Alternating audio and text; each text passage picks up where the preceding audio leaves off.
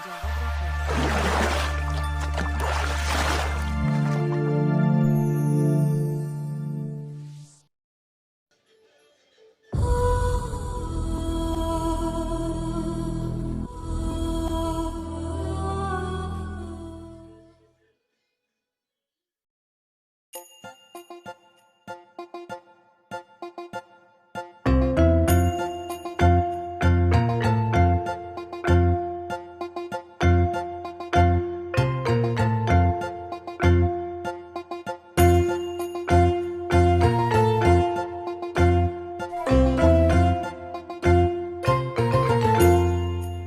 Assalamualaikum warahmatullahi wabarakatuh.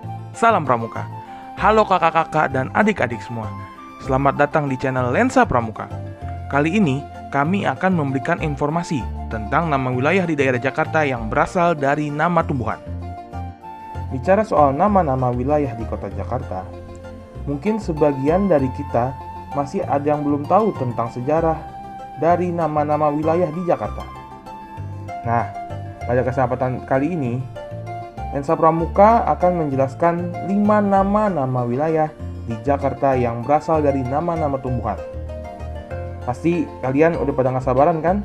Nah, langsung aja, ini dia 5 nama-nama wilayah di Jakarta yang berasal dari nama-nama tumbuhan.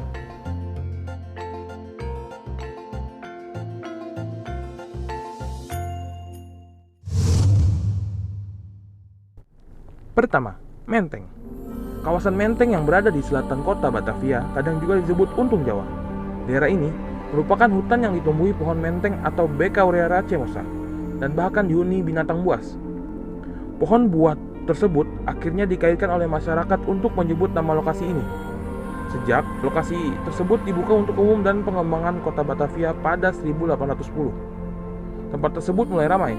Kemudian, sekitar 1912, Gubernur Jenderal Willem Herman Daendels menjadikan Menteng sebagai perumahan untuk pegawai pemerintahan Hindia Belanda, yang merupakan perumahan villa pertama di Batavia yang dikembangkan antara 1910 dan 1918.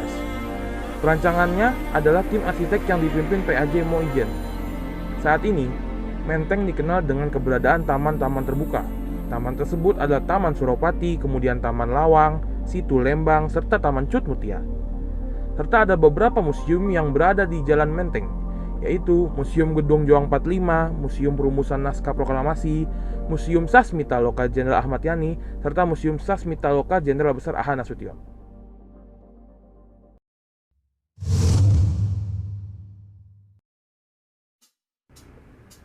Kedua, Gambir. Gambir sudah dikenal sejak Gubernur Jenderal Daendels mulai membuka daerah itu pada tahun 1810. Kata ini mengacu pada sebutan masyarakat setempat yang melihat banyaknya pohon gambir yang tumbuh di kawasan tersebut. Sebelum dikembangkan oleh Daendels sebagai pusat pemerintahan Hindia Belanda yang dinamakan Waltevreden, kawasan itu masih merupakan daerah rawa-rawa dan padang ilalang. Pada abad ke-17 oleh pemiliknya, Anthony Paviljoen, daerah itu disewakan pada masyarakat Cina sebagai lahan pertanian tebu, sayur-sayuran, dan persawahan. Sarana perkotaan yang terkenal pada waktu itu adalah lapangan Koningsplein, yang disebut oleh masyarakat lokal dengan nama lapangan Gambir, dan kemudian dikenal dengan nama lapangan Ikada atau Ikatan Atletik Jakarta. Di sekitar Jalan Gambir banyak terdapat objek wisata dan bersejarah, seperti Monumen Nasional atau Monas, Istana Kepresidenan Republik Indonesia, Masjid Istiqlal, dan Gereja Katedral.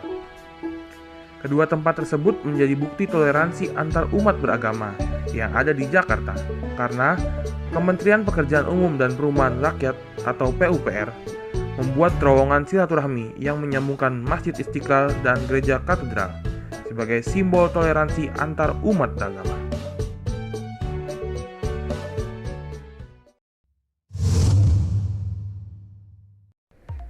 Ketiga, Gandaria.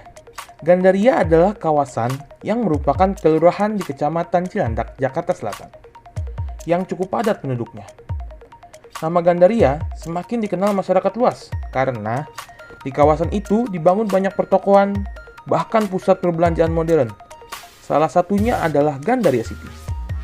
Nama kawasan tersebut berasal dari nama pohon Gandaria atau Bowea macrophylla Grif yang menyerupai pohon mangga.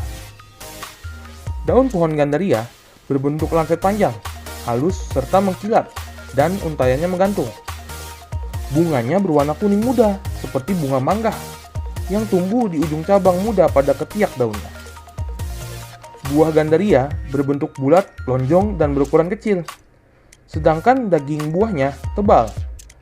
Rasanya ada yang asam dan juga ada yang manis. Di kawasan Gandaria, terdapat sebuah jalan yang namanya berasal dari nama seorang tokoh masyarakat yang tersohor pada zamannya. Dia merupakan tuan tanah yang paling kaya se-Gandaria.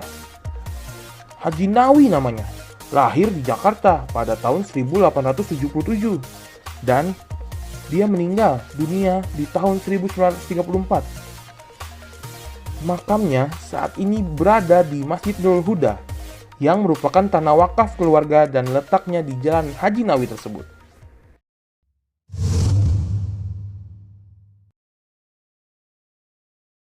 Keempat, Kapuk Muara. Mengapa dinamakan Kapuk Muara? Zainuddin HM menjelaskannya dalam buku 212 Asal-Usul Jakarta Tempo Dulu, setebal 377 halaman, yang diterbitkan Ufuk Press pada Oktober 2012. Beberapa abad yang silam, di daerah tersebut memang banyak tumbuh pohon kapuk randu atau Ceiba pentranda. Pohon itu juga dikenal sebagai kapas Jawa atau kapok Jawa, yang pada masa lalu biasa digunakan untuk mengisi kasur dan bantal, supaya empuk sebagai alas tidur. Pepohonan kapuk tumbuh di sekitar muara atau sungai, atau juga bisa disebut kali yang menjorok ke laut. Maka, kemungkinan besar nama Kapuk Muara adalah gabungan dari kata kapuk dan muara.